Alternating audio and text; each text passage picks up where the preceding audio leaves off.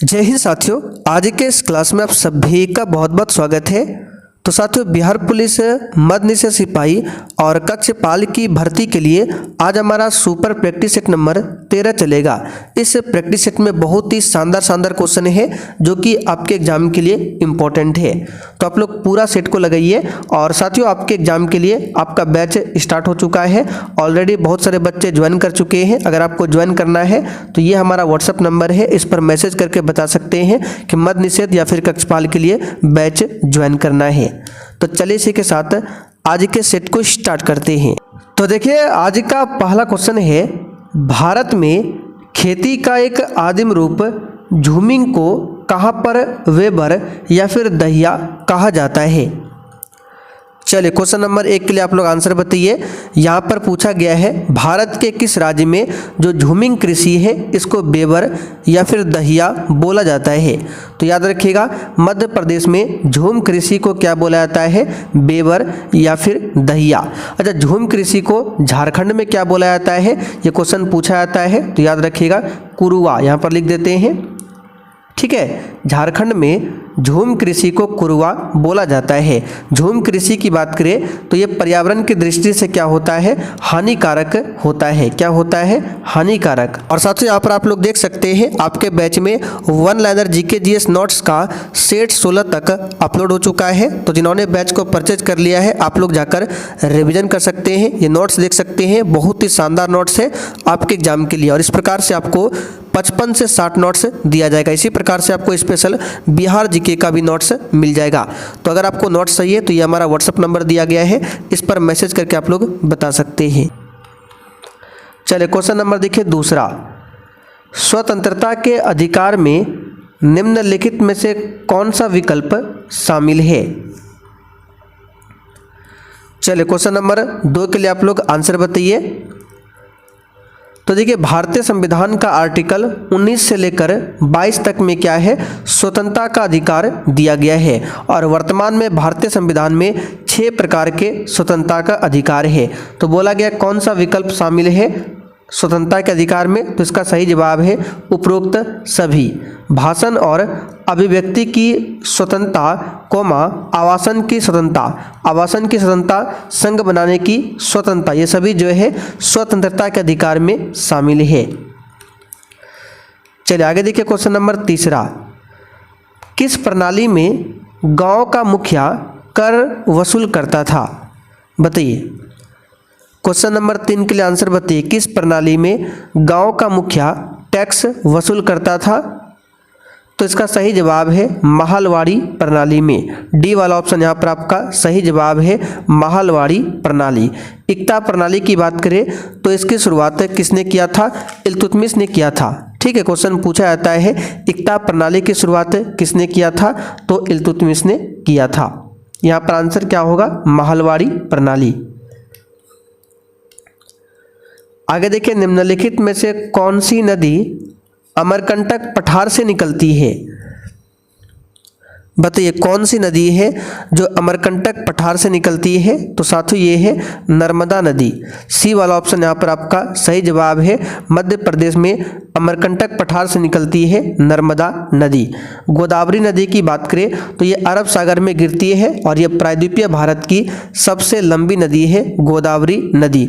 इसे वृद्ध गंगा के नाम से भी जाना जाता है। इसकी लंबाई की बात करें तो 1465 किलोमीटर गोदावरी नदी की कुल लंबाई है। चलिए आगे देखते हैं क्वेश्चन 5, पारादीपत्तन यानी कि पारादीप बंदरगाह जो है किस राज्य में स्थित है, बताइए।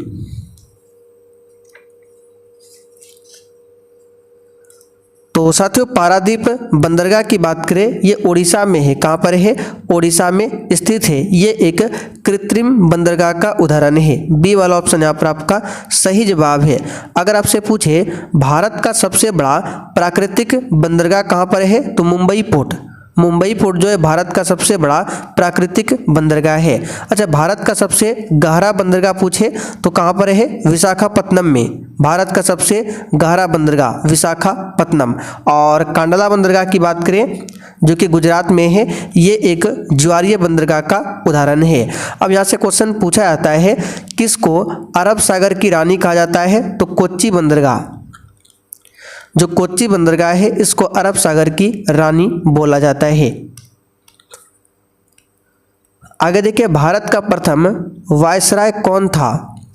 और साथियों, क्लास में हम आपको जो भी एक्स्ट्रा क्वेश्चन बता रहे हैं आपको केवल ध्यान से सुनना है, आपको लिखने की ज़रूरत नहीं है। ये सब क्वेश्चन आपको लिखा हुआ मिलेगा वन लाइनर नोट्स में। कहाँ पर मिलेगा? बैच में।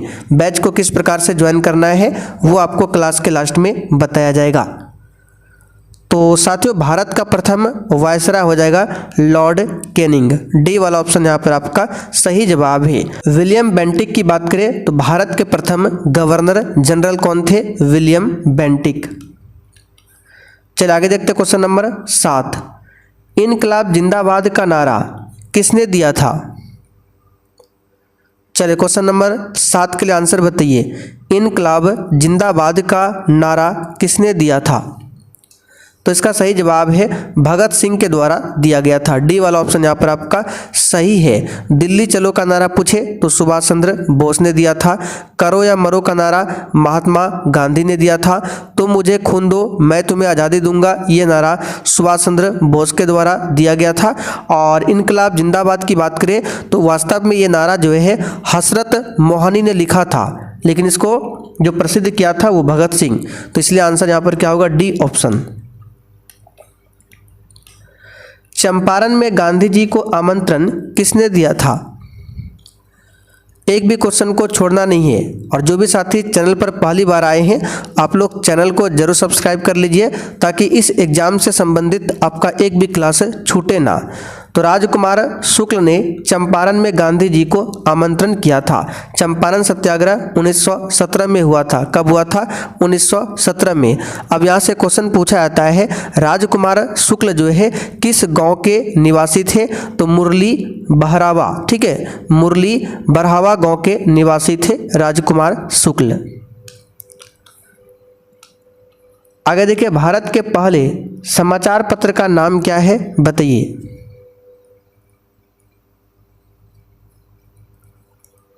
तो साथियों, भारत का पहला समाचार पत्र है बंगाल गजट। क्या है? बंगाल गजट। और बंगाल गजट समाचार पत्र के संपादक कौन थे? James Augustus Hickey. ठीक है, तो जेम्स ऑगस्टस हिक्की ने 1780 में इसका प्रकाशन किया था बंगाल गजट का। कहाँ से किया था? तो कलकत्ता से। ये सब क्वेश्चन ध्यान रखना है। और बंगाल गजट जो है ये अंग्रेजी में प्रकाशित होता था। किस भाषा में? अंग्रेजी में। चलिए आगे देखते हैं। अखिल भारतीय किसान सभा का गठन कब और कहां पर हुआ था? तो साथियों, अखिल भारतीय किसान सभा का गठन वर्ष 1936 में हुआ था लखनऊ में। डी वाला ऑप्शन यहाँ पर आपका सही जवाब है। ठीक है, कब हुआ था? 1936 में लखनऊ में। और 1936 में अखिल भारतीय किसान सभा का पहला सम्मेलन होता है। कहाँ पर? तो लखनऊ में ही। ठीक है, अगर आपसे पूछे भारत के सबसे बड़े किसान नेता कौन थे? तो स्वामी सहजानंद सरस्वती भारत के सबसे बड़े किसान नेता थे। आगे बढ़ते क्वेश्चन 11। भारत में राष्ट्रीय डिजिटल संचार नीति कब शुरू की गई थी? तो 2018 में। कब? 2018 में। आगे देखिए, संसदीय प्रणाली में निम्नलिखित में से किसे सरकार के प्रमुख के रूप में जाना जाता है? आंसर है प्रधानमंत्री। सी ऑप्शन यहाँ पर आपका सही जवाब है। प्रधानमंत्री का कार्यकाल सामान्यतः 5 वर्षों का होता है। चलिए आगे देखिए, सत्यशोधक समाज के संस्थापक कौन थे?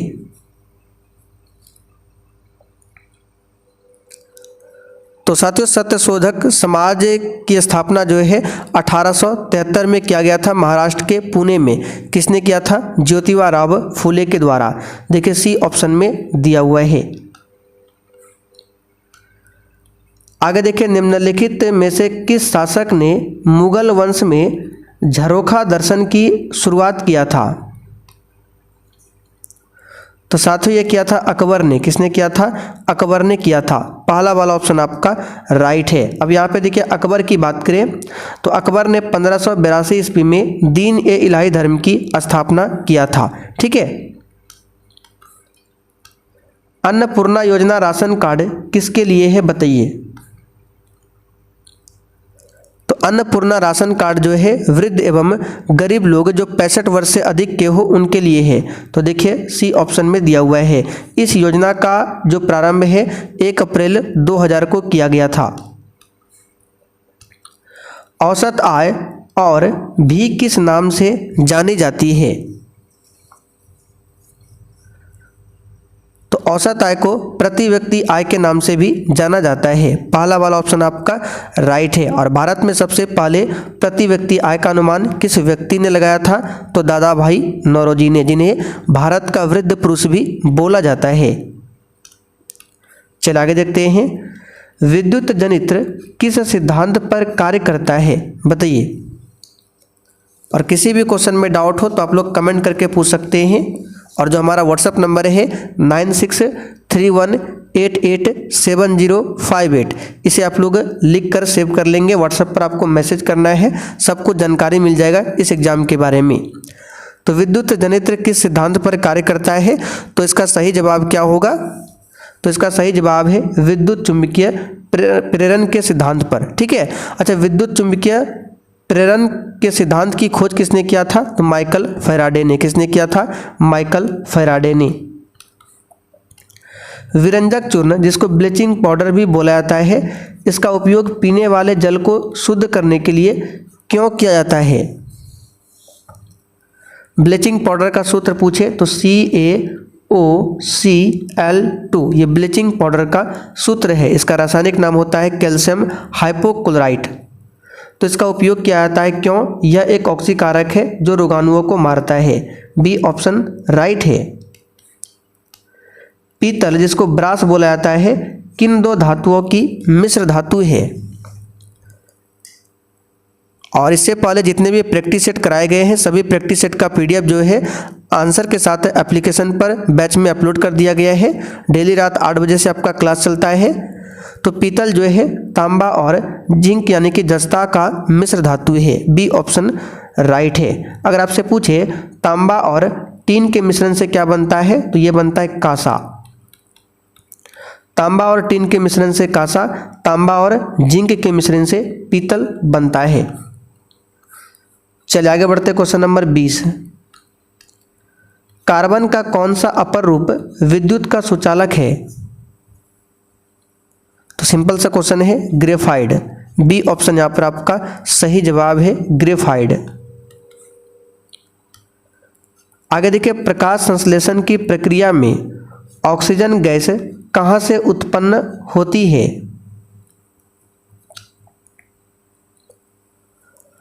तो साथियों, प्रकाश संश्लेषण की प्रक्रिया में जो ऑक्सीजन गैस है जल के अणु से उत्पन्न होती है। जल के अणु से। बी ऑप्शन राइट है। आगे देखिए, द्विखंडन किस जीव में जनन की एक विधि है? ये क्वेश्चन पहले भी आपको बता चुके हैं और जैसे ही आज का क्लास खत्म हो जाएगा इसका पूरा PDF आपको आंसर के साथ मिल जाएगा। तो द्विखंडन जो है ये अमीबा में जनन की एक विधि है। किसमें? अमीबा में। तो सी ऑप्शन यहाँ पर आपका सही जवाब है। आगे देखिए, प्राकृतिक संसाधनों के 3 R सिद्धांत में क्या शामिल नहीं है? तो 3R जो है इसमें क्या क्या है? तो एक R का मतलब होता है रिड्यूस, जिसका हिंदी होता है कम उपयोग। दूसरा R का मतलब होता है रीयूज, जिसका हिंदी है पुनः उपयोग। और तीसरा R का मतलब होता है रिसाइकल, जिसका हिंदी होता है पुनः चक्रण। तो यहाँ पर देखिए रिड्यूस, रीयूज, रिसाइकल दिया हुआ है, रिमूव नहीं होता है। तो डी ऑप्शन राइट है। यदि एक खाद्य श्रृंखला में मेंढक टिड्डे को खाता है तो ऊर्जा का स्थानांतरण होगा। तो मेंढक और टिड्डा की बात करें तो यहाँ पर देखिए सबसे पहले क्या होता है, उत्पादक होता है। क्या होता है? सबसे पहले उत्पादक, और जो उत्पादक को खाता है वो आपका प्राथमिक उपभोक्ता कहलाता है। अब उत्पादक में आपका क्या आता है? तो हरा पौधा आ गया, घास, ये सभी क्या है? उत्पादक हो गया। तो घास को कौन खाता है? ठीक है, तो घास, हरे पौधे की जो पत्ती है उसको टिड्डा खाता है, तो टिड्डा आपका प्राथमिक उपभोक्ता हो गया। अब टिड्डा को खा रहा है मेंढक, तो मेंढक आपका द्वितीयक उपभोक्ता हो गया। तो यहाँ पर क्या हो रहा है? यदि एक खाद्य श्रृंखला में मेंढक टिड्डे को खाता है तो ऊर्जा हस्तांतरण क्या होगा? तो प्राथमिक उपभोक्ता से द्वितीयक उपभोक्ता का होगा। ठीक है, प्राथमिक उपभोक्ता से द्वितीयक उपभोक्ता को ऊर्जा का हस्तांतरण होगा, क्योंकि मेंढक जो है टिड्डे को खा रहा है, तो इसका एनर्जी किसको मिलेगा? मेंढक को। तो ये प्राथमिक उपभोक्ता, ये आपका द्वितीयक उपभोक्ता। तो प्राथमिक उपभोक्ता से द्वितीयक उपभोक्ता को ऊर्जा मिलेगा। राष्ट्रपति के पद की रिक्ति अवश्य भरनी होती है, बताइए के भीतर। तो ये तो सिंपल सा क्वेश्चन है, इसका सही जवाब क्या होगा? तो यहाँ पर देखिए इस क्वेश्चन का आंसर हो जाएगा 6 महीने के भीतर। ठीक है, 6 महीने के भीतर।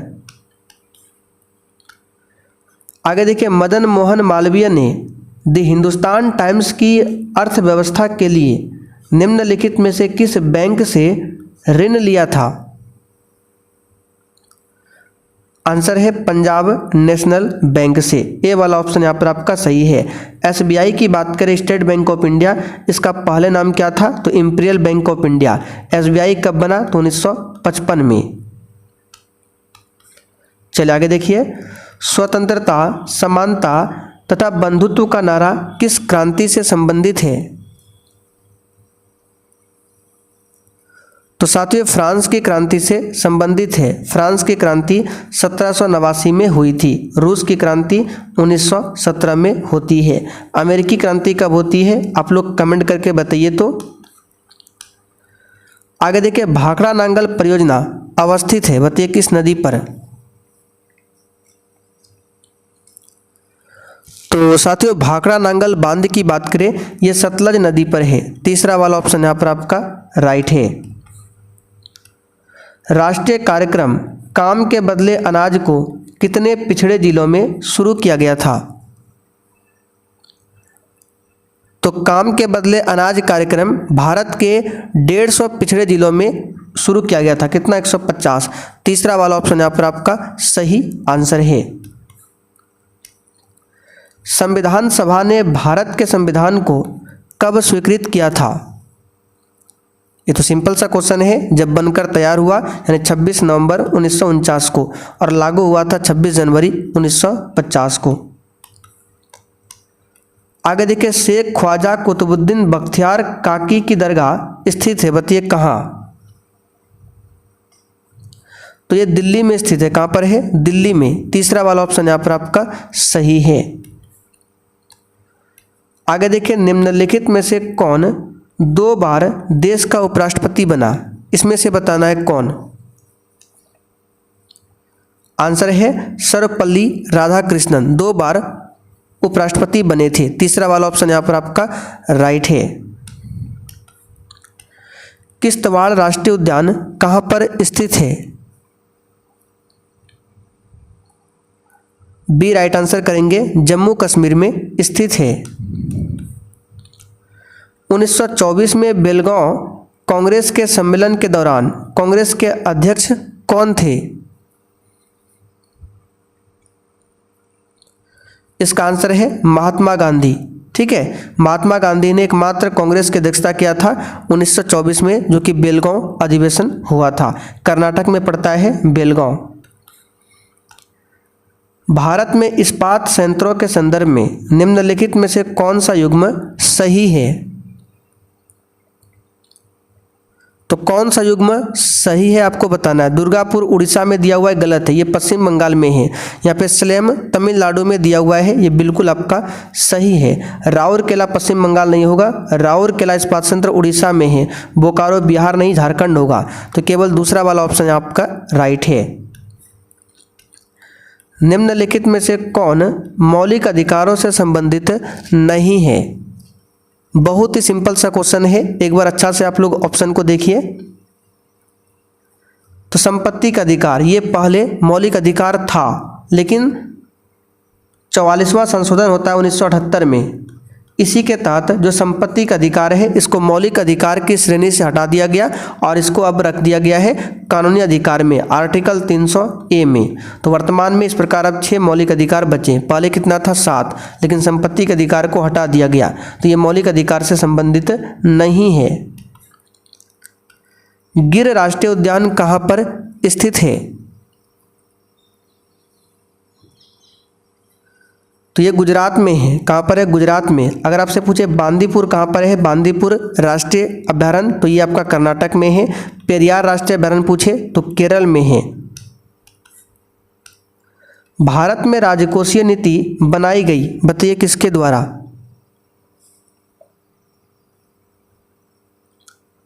आंसर है वित्त मंत्रालय, दूसरा ऑप्शन राइट है। रिजर्व बैंक ऑफ इंडिया की बात करें तो इसकी स्थापना 1 अप्रैल 1935 को किया गया था और इसका राष्ट्रीयकरण हुआ था 1 जनवरी 1949 को।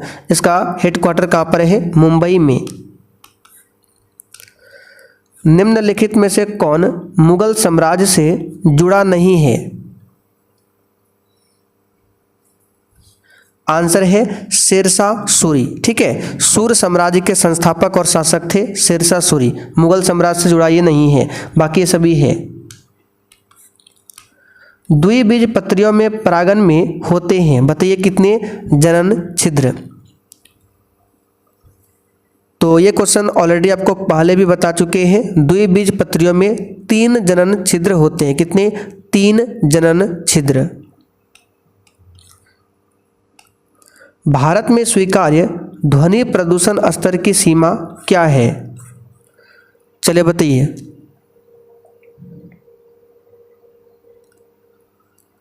तो भारत में स्वीकार्य ध्वनि प्रदूषण स्तर की सीमा क्या है? तो यहाँ पर इस क्वेश्चन का आंसर है 40 से 55 डेसिबल के बीच। दूसरा ऑप्शन यहाँ पर आपका राइट है। फैराडे किसकी इकाई है? बताइए फैराडे किसकी इकाई है? तो साथियों ये जो है धारिता की इकाई है फैराडे। आगे देखिए, डीपीटी वैक्सीन किन बीमारियों से बचाव के लिए दिया जाता है? तो ये वैक्सीन जो है डिप्थीरिया, काली खांसी और टिटनस के लिए दिया जाता है। पहला ऑप्शन राइट है। आगे देखिए, 5% जल वाले एथेनॉल को क्या कहते हैं? अच्छा क्वेश्चन है, आंसर करते चलिए। तो इसको बोला जाता है परिशोधित स्प्रिट। आगे देखिए, रुधिर क्या है? बताइए। रक्त क्या है जिसका पीएच मान 7.4 होता है? तो रक्त एक प्रकार का तरल संयोजी उत्तक है। तो यहाँ पर देखिए संयोजी उत्तक दिया हुआ है। मौखिक गर्भ निरोधक के रूप में प्रयुक्त हार्मोन कौन सा है? तो यह है प्रोजेस्टेरॉन। दूसरा वाला ऑप्शन यहाँ पर आपका राइट है। कौन सा है? प्रोजेस्टेरॉन। आगे देखिए, सीमा पार प्रदूषण या अम्ल वर्षा का कारण क्या है? तो ये क्वेश्चन पहले भी बता चुके हैं। एसिड रेन का कारण है नाइट्रोजन का ऑक्साइड यानी NO2 और सल्फर डाइऑक्साइड SO2। तो चौथा ऑप्शन में दिया हुआ है।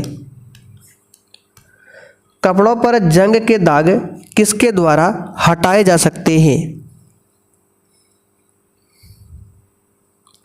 आंसर है ऑक्जेलिक अम्ल। पहला वाला ऑप्शन राइट है। लास्ट क्वेश्चन, रुधिर वर्ग का पता लगाया था, बताइए किसने? रुधिर वर्ग यानी ब्लड ग्रुप।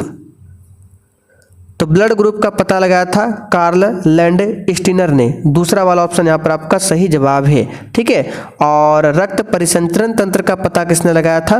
तो विलियम हार्वे ने। दोनों क्वेश्चन को ध्यान रखना है। तो साथियों, आज का सेट आपका यहीं पर कंप्लीट होता है। अब जिनको भी इस एग्ज़ाम के लिए बैच को ज्वाइन करना है, आइए आपको बता देते हैं। तो बैच को ज्वाइन करने के लिए सबसे पहले आपको प्ले स्टोर से ये वाला एप्लीकेशन इंस्टॉल करना है। इंस्टॉल करने के बाद ओपन कर लीजिएगा। तो यहाँ पर आपको ऑल कोर्स दिखेगा। इस पर क्लिक करने के बाद सबसे नीचे आ जाना है, आपको बैच मिल जाएगा। यहाँ पर देख सकते हैं, यहाँ पर पेमेंट करके इस बैच को आप लोग परचेज कर सकते हैं। बैच में आपको डेली क्लास का PDF आंसर के साथ बूस्टर जी के नोट्स मिलेगा, वन लाइनर जी के मिलेगा, स्पेशल बिहार जीके का नोट्स मिलेगा, ये सब कुछ आपको मिल जाएगा। ठीक है, तो बहुत सारे बच्चे बैच को ज्वाइन करके अपने तैयारी को स्टार्ट कर चुके हैं, तो आप लोग पीछे मत रहिए, फटाफट से बैच को ज्वाइन करके अपने तैयारी स्टार्ट कर सकते हैं।